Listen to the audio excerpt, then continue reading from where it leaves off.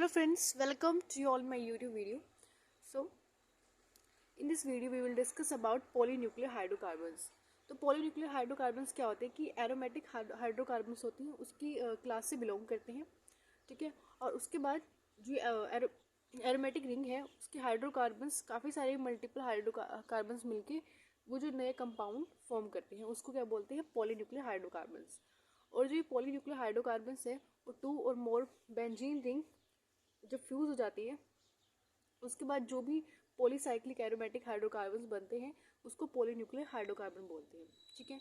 और polynuclear hydrocarbons का दूसरा नाम ही पॉलीसाइक्लिक एरोमेटिक हाइड्रोकार्बन है, ठीक है, क्योंकि वो साइक्लिक कंपाउंड बना रहा है इसलिए इसका नाम पॉलीसाइक्लिक रखा है। और नेक्स्ट इसके टाइप्स के बारे में बात करते हैं। तो ये दो तरह की होती है, एक होती है आइसोलेटेड रिंग कंपाउंड्स और दूसरा है fuse ring compound. Isolated ring compound में क्या होता है कि ये आपस में फ्यूज नहीं होती, ठीक है। फॉर एग्जांपल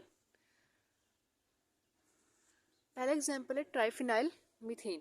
ट्राई मीन्स 3 होता है, ठीक है, यानी 3 फिनाइल, ये 3 फिनाइल ग्रुप लगे हुए हैं और मीथेन से जुड़े हुए हैं, ठीक है, यानी यहाँ पे कार्बन है वो मीथेन, ठीक है। उसके बाद ऐसा दूसरा है, यानी 2 हमारे पास क्या है, फिनाइल है, फिनाइल ग्रुप लगे हुए हैं और ये मीथेन से जुड़ा हुआ है, ठीक है, तो ये इसका नाम हो गया। और इसको आइसोलेटेड इसलिए बोला क्योंकि ये अलग अलग आपस में फ्यूज नहीं है, इसलिए इसको आइसोलेटेड बोला गया है। नेक्स्ट हम डिस्कस करते हैं फ्यूज रिंग कंपाउंड की। अब जो फ्यूज रिंग कंपाउंड होते हैं उसमें जो 2 रिंग आपस में फ्यूज हो जाती हैं तो उसको क्या बोलते हैं, फ्यूज रिंग कंपाउंड। तो जैसे फॉर एग्जांपल नेफ्थलीन, एंथ्रासीन और फिनेंथ्रीन। इसमें क्या होता है कि नेफ्थलीन में 2 रिंग्स जब कंपाउंड 2 रिंग्स फ्यूज होती है तो वो नेफ्थलीन बनाता है। ऐसे ही 3 रिंग करोगे तो ऐसे फॉर्म हो जाएंगे, ठीक है। नेक्स्ट है कि जो नेफ्थलीन है इसके बारे में हम पूरा डिटेल में डिस्कस करने वाले हैं, ठीक है। तो जो नेफ्थलीन है वो क्या होता है, 2 रिंग्स से जब 2 रिंग बेंजीन की आपस में मिलती हैं तो वो नेफ्थलीन बनाता है, ठीक है। और उसके बाद इसको हम फ्यूज रिंग हाइड्रोकार्बन्स में यानी जो उसकी फ्यूज रिंग क्लासिफिकेशन है उसमें हम इसको रखते हैं। और नेफ्थलीन क्या होता है, क्रिस्टलीन फॉर्म होता है, वाइट कलर का होता है, वाइट सॉलिड फॉर्म में मिलेगा आपको और एरोमेटिक होगा, ठीक है। उसके बाद जो उसकी रेजोनेंस प्रॉपर्टीज़ है, रेजोनेंस में क्या करता है, ये 3 रेजोनेंस शो करता है।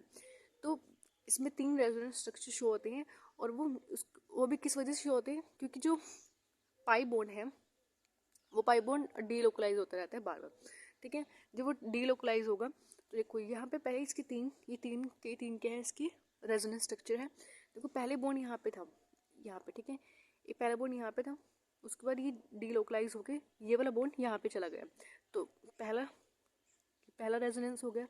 उसके बाद जब ये बॉन्ड यहाँ पे गया तो ये दूसरा रेजोनेंस है, और जब यही वाला बॉन्ड देखो अब यहाँ पे आ गया तो ये तीसरा रेजोनेंस है, ठीक है, दूसरी रिंग में आ गया बॉन्ड, ठीक है। तो ये पाई बॉन्ड की डीलोकलाइजेशन जब होगी तो ये क्या है, पाई बॉन्ड है, ठीक है, और ये सिंगल वाला क्या है, सिग्मा बॉन्ड है। उसके बाद हम देखते हैं केमिकल प्रॉपर्टीज़ क्या है। अब जो केमिकल प्रॉपर्टीज़ हैं इसमें पहले क्या है, इसका फॉर्मूला यानी C10H8 क्या है, इसका केमिकल फॉर्मूला है, ये नेफ्थलीन का केमिकल फॉर्मूला है। कैसे है देखो, इसके अंदर अगर आप देखो ये नेफ्थलीन का स्ट्रक्चर है ये वाला, ठीक है, इसमें 1 2 3 4 5 6 7 8 क्या है, हाइड्रोजन है, आपको इसको नहीं गिनना, ठीक है। और 10 क्या है, देखो यहाँ पे हाइड्रोजन नहीं होगा क्योंकि यहाँ पे इसके पूरे बॉन्ड अच्छे से मतलब 4 बॉन्ड पूरे हैं इसके कंप्लीट, ठीक है। उसके बाद यहाँ पे हाइड्रोजन के 4 बॉन्ड हैं और कार्बन कितने हैं, कार्बन देखो यहाँ पे 1 2 3 4 5 6 7 8 9 10, तो उसके पूरे 10 कार्बन है, तो ये नेफ्थलीन का एक केमिकल फॉर्मूला है, ठीक है। उसके बाद इसकी जो हाइब्रिडाइजेशन है वो कितनी है, sp2 है। और उसके बाद जो नेफ्थलीन है वो मोर एक्टिव होता है देन बेंजीन, ठीक है। और जो उसकी रेजोनेंस एनर्जी है वो भी लेस होती है देन बेंजीन, क्योंकि देखो अगर एक सिंगल बेंजीन हमारा ये वाला स्ट्रक्चर होता है तो ये एक सिंगल साइक्लिक कंपाउंड है, ठीक है, और इसकी एनर्जी है 36, ठीक है। पर अगर हम जब हमने 2 ये मिला दी हैं आपस में, ठीक है, 2 रिंग्स मिला दी हैं तो इसकी एनर्जी डबल हो जानी चाहिए थी, यानी जब आप इसको डबल करोगे तो 72 बनेगी, ठीक है, लेकिन ऐसा हुआ ही नहीं 361 है, तो इसके हिसाब से जो रेजोनेंस एनर्जी है वो लेस है फिनोक्सिलिन की बेंजीन से, ठीक है। उसके बाद जो हमारी स्ट्रक्चर है नेफ्थलीन का, इसमें जैसे 1 2 यहाँ पे 5 8 लगा हुआ है, ठीक है, 1 2 5 8, ये कौन सा बॉन्ड है, और जो ये 2 3 6 7, यहाँ पे देखो 2 3 6 7, तो इसको बीटा बोलते हैं, ठीक है।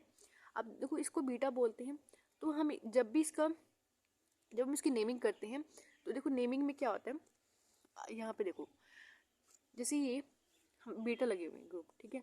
सपोज यहाँ पे अगर बीटा पे कोई ये वाला कंपाउंड बीटा पे होता तो हम यहाँ पे बी लिखते, यानी सॉरी बीटा लिखते, ठीक है, इसको हम यहाँ से हटा देते, ठीक है।